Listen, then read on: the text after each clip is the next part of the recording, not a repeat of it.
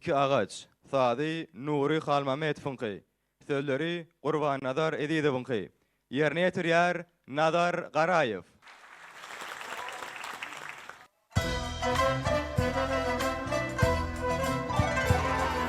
Ağaç ağaca bakar, arasından su akar, akar için farkı yok.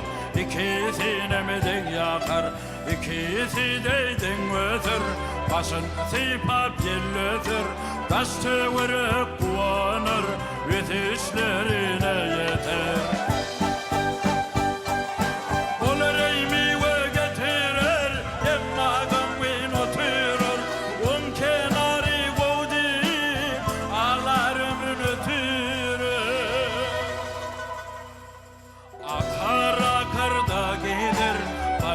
Pırtışne yeter, un kenarı gudi, havasır fikir eder.